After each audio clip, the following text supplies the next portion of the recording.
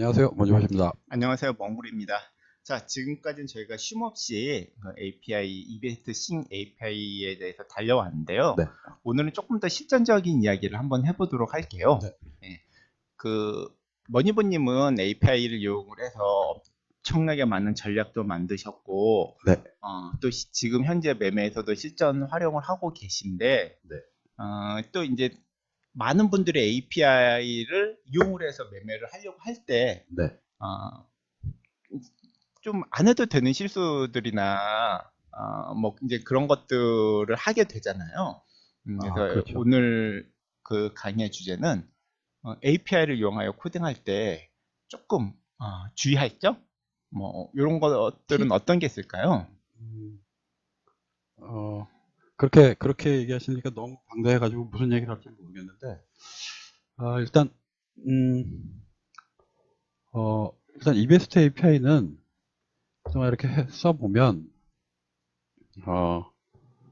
첫째는 이런 게 있어요. 그 로봇을 돌릴 때 처음에 이제 제가 배포한 프로그램하고 조금 다르게, 그 사전과 다르게 그 엄청나게 빨리 움직일 때는, 거래가 빨리 움직일 때는 몇 가지 그 기능을 좀 꺼 놓으셔야 돼요. 그게 이제 오프라인 오신 분들이 이제 질문하시던 내용인데, 좀 이제 이거는 사실 이베스트만의 문제는 아닌 거예요. 뭐냐면 우리가 주문을 내지 않습니까? 주문을 내면 그 주문이 증권사를 거쳐서 어디로 가나요? 저기 그 어디라고 해야 되나? 코스콤 뭐 이런 거 말씀하시는 건가요?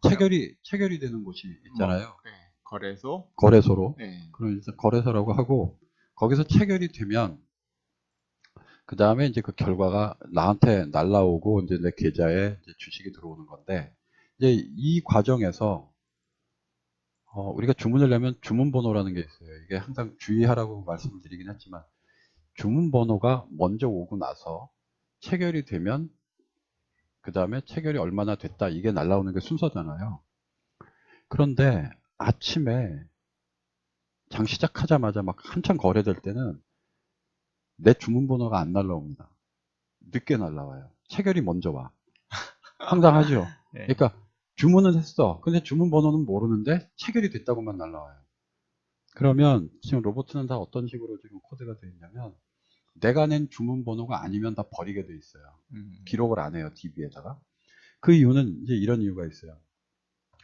증권사에서 제공하는 API가 API로만 동작하는 게 아니라, 증권사 입장에서 볼 때는 내가 갖고 있는 계좌 있지 않습니까? 계좌를 기반으로 해서 핸드폰으로 거래를 해도 알려줘야 되고, HTS로 거래해도 알려줘야 돼요.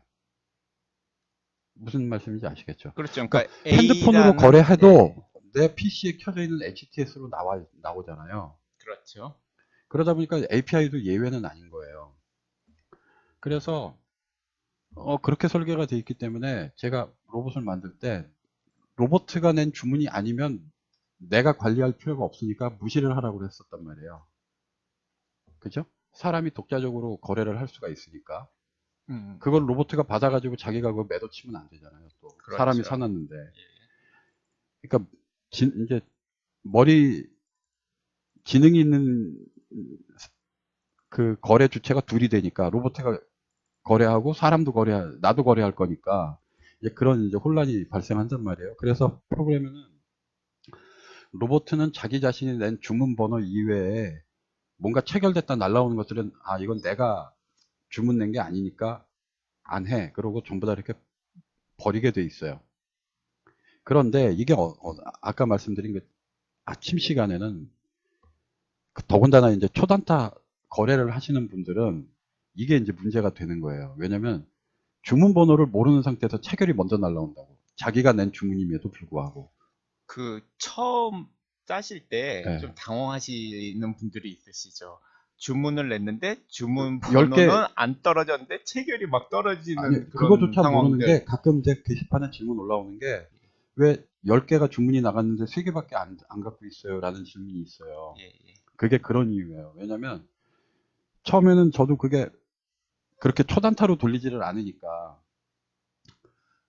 그 현상이 안 보이는 것처럼 보였다가 이거 쓰시는 분들이 다들 그 순식간에 체결되고 순식간에 팔고 막 이런 거 하지 않습니까? 그러니까 이제 검색식 자체가 되게 빨라요.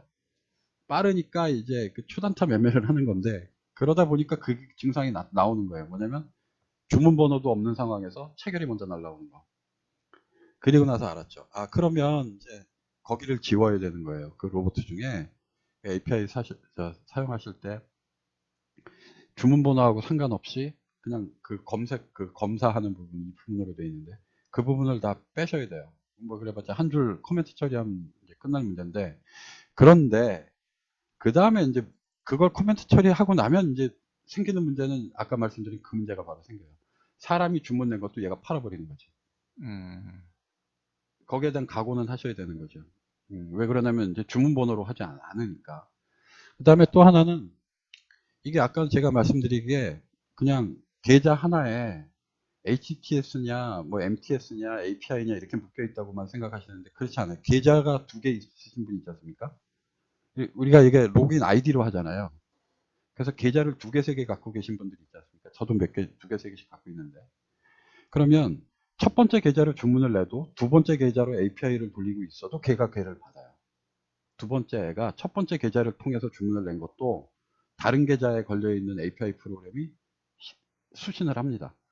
그러니까 아이디가 같으면 그냥 다 수신이 되는 거예요. 이해가 되시죠? 전 그거는 몰랐네요. 예. 그래서 그게 어떤 경우에는 황당한데라고 생각하실 수도 있는데 어떤 경우에는 그게 되게 유용하게 쓰일 수도 있어요. 예를 들어서 주식 계좌에서는 좀 그렇긴 한데 주식 계좌 말고 이제 선물 계좌를 쓸 때 포지션을 같은 종목을 한쪽은 롱을 잡을 경우가 있고 이제 다른 쪽은 숏을 잡을 경우가 있단 말이에요. 전략상. 그러면 이게 계좌 두 개를 운영해야 되는데 그럼 계좌 두 개를 한 API가 양쪽을 다 써야 된단 말이에요. 그러면 이쪽으로 낸 거 저쪽으로 낸 거 해가지고 하여간 그럴 경우에 이제 쓰기도 합니다. 그래서 기본적으로 API에서 받는 데이터는 어쨌든 로그인된 아이디로 걸려있는 계좌에서 체결되는 정보는 다 받을 수 있다는 거예요. 그거 하나는 주의하셔야 됩니다. 그래서 그렇게 프로그램 짤 때 계좌번호까지 지금은 뭐 지금 머니봇은 두 계좌, 세 계좌 있는 거에 대해서 확인을 하진 않지만 계좌까지 확인해서 전략을 만들 수도 있어요. 그게 이제 좀 커지거나 그러면 여러 계좌 동시에 이쪽으로 매수 내고 저쪽으로 매도 치고 이런 경우가 있기 때문에 그렇게 해서 쓸 수 있죠. 그게 이제 이거랑 관련돼 있는 겁니다. 주문하고 관련돼 있는. 그거를 일단 아셔야 조금 짜는데 그 혼돈이 좀 덜하지 않을까 그런 생각을 합니다. 좋은 말씀이신 것 같습니다.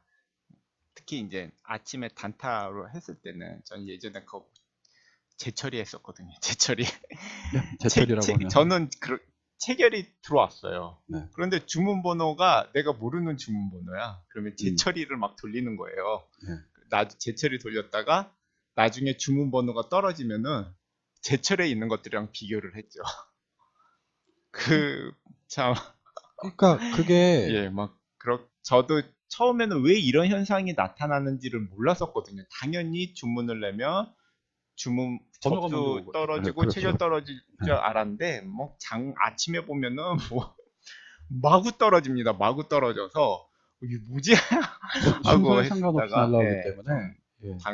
당황했었던 적이 있는데 아마 이 강의를 이거는 뭐 꼭싱 AP에만 해당되는 거는 아니고 진짜 그쵸 모든 연구사가 다 그런 거예요. 거의 모든 API나 이런 걸 해보실 때 그 공통적으로 발생되는 현상이기 때문에 거기에 대한 인지는 꼭 하셔야 될 것 같습니다. 예, 그거 없이 이제 그 API 갖고 이게 왜 안 돼요 하게 되면 다 그 문제에 걸려 있어요.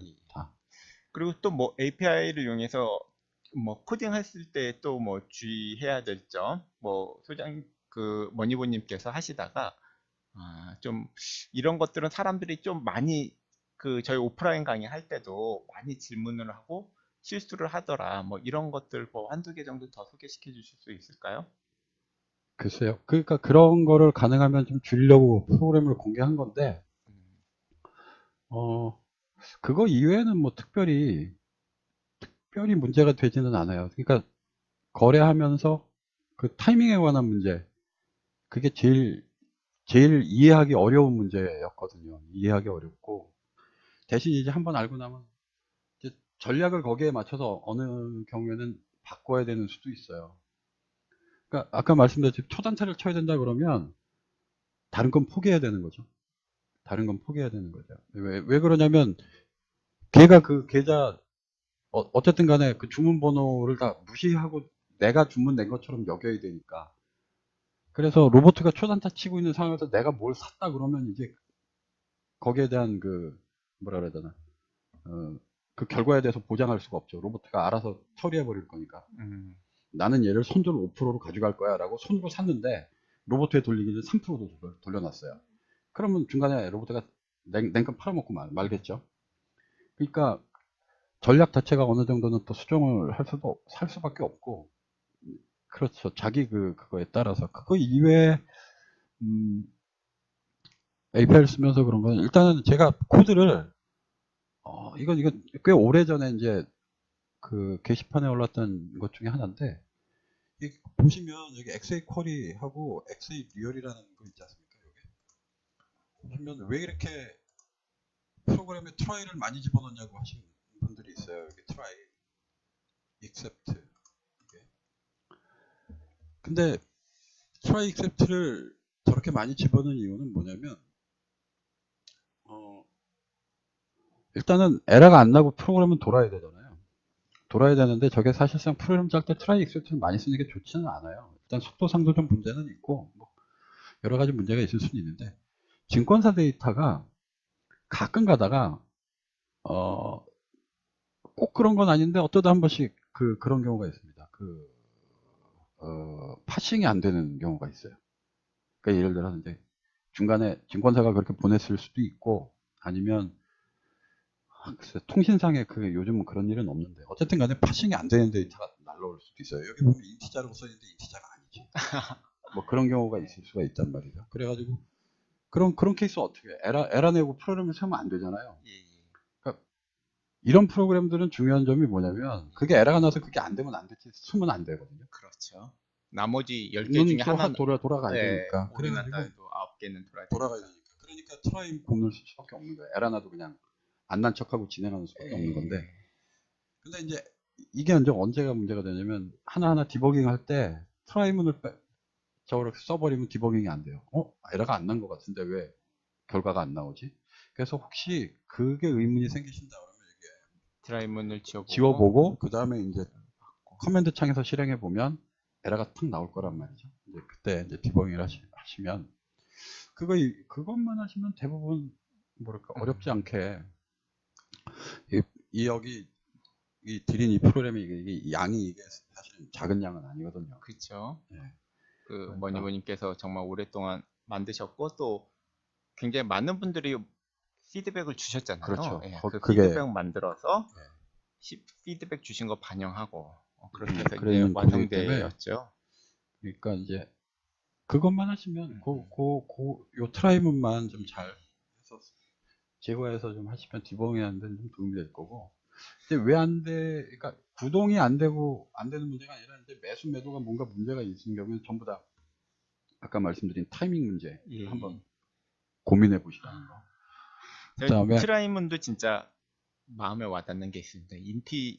숫자는 다 인티저인데 가끔가다 대시 이런 게 날라오는 그런 당황스러운 왜 났는지도 모르고 그냥 계속 죽는데 이게 왜 그럴까? 그렇죠. 예, 근데 알고 보니까 대시가 날라오는. 그게 이제 회계 장부에서는 예, 대시를 써놓잖아요. 예. 그러니까 이게 그런 습관을 거기다 들여놓은 거죠. 예. 참 아무것도 안 날라오면 되는데 대시가 날라오는 대시가 바람에 당황했었던 기억이 납니다. 어쨌든 요 오늘 말씀드린 거는 아마 모르시면은 굉장히 하시기에 시행착오를 많이 겪으실 내용인 것 같은데 요거를 좀 머릿속에 가지고 계신다면은 향후 API를 이용을 해서 프로그램을 짜실 때 시행착오를 줄이는데 많은 도움이 될 것 같습니다. 그럼 오늘도 머니버니 고생 많으셨습니다. 수고하셨습니다. 감사합니다.